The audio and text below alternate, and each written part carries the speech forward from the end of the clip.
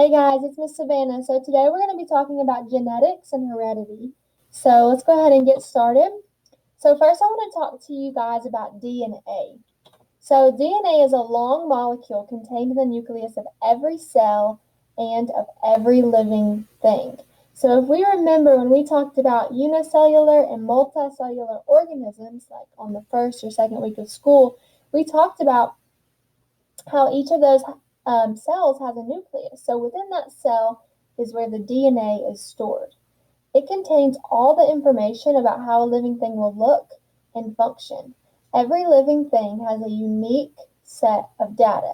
It's what makes you you. So when I say unique set of DNA, I didn't mean to say data. When I say it has a unique set of DNA, that would mean that, my DNA looks different than your DNA. And that's what makes me different than you. And that's what makes a frog different than me. And that's what makes a giraffe different than you. So it's the DNA that makes you you. So like I said before, all living things have DNA. That means humans, plants, animals, even those unicellular organisms, even those paramecium and amoeba and bacteria, all of those living things have DNA. And DNA is passed on from a biological parent to their offspring. So offspring is like a child, or if it was an animal, it would be like a kitten or a puppy. So that DNA is passed on from the parent to their offspring. So the key was the ability to self-replicate. So that DNA can be passed down because it has instructions to another copy by replicating. So how are offspring like their parents? So we have a little vocabulary alert here. So young plants and animals are called offspring. So this little kitten right here, we would call it offspring. And these little corn plants here are also called offspring, which is very weird to think that, there's baby corn plants out there, and baby flower plants, and baby grass plants. But there are, and those are offspring. So we're just going to look at this picture of this young tiger cub and its parents, or its parent. So the mom, I can't tell if this is a mom or a dad, but the parent is obviously way bigger than the baby cub. So that's what makes them different. But if we look at their stripes and their colors, they look a lot alike. This one's just a little bit smaller. So now we're going to talk about traits. So traits are personal characteristics. They are things about you, such as how you look or what you like. Traits.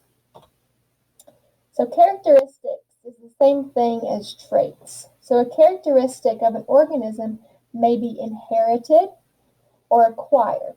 These two words are very important because we're going to have inherited traits or acquired traits. So you are a unique individual. Characteristics about you are called traits. And there's different kinds, like we said, inherited or acquired. Some examples of characteristics or traits are eye color or basketball skills.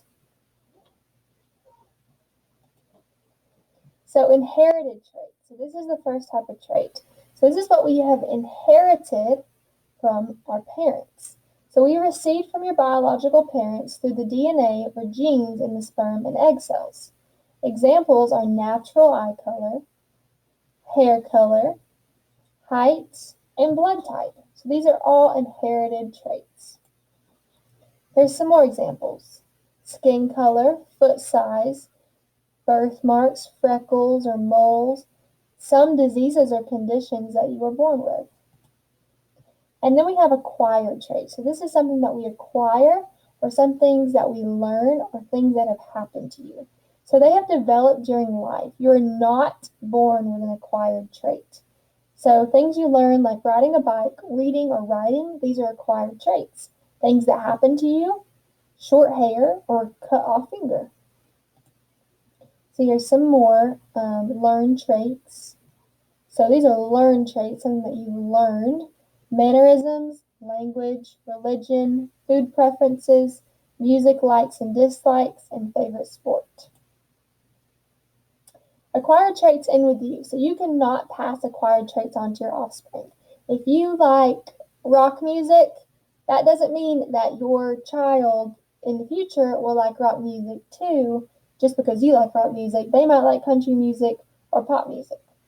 So it is not, that would not be in DNA or genes.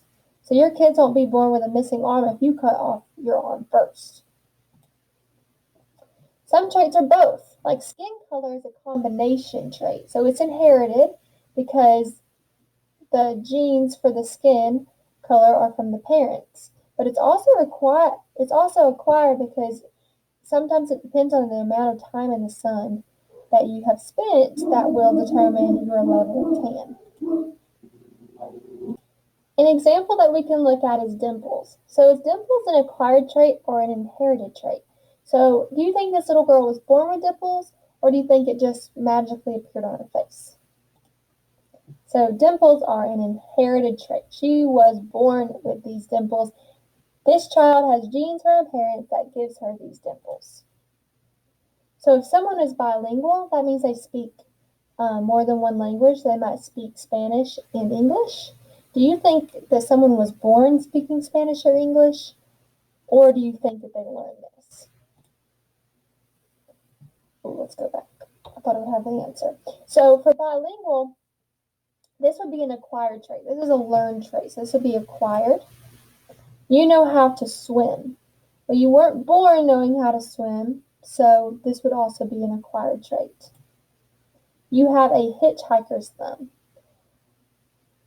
So unless this person kept pushing back their thumb over and over again, if this has naturally occurred like this would be an inherited trait. A man is blind from a firework accident. So he wasn't born being blind. He was blind from a firework accident, so that would be an acquired trait. He acquired that blindness from something else. Sarah can roll her tongue.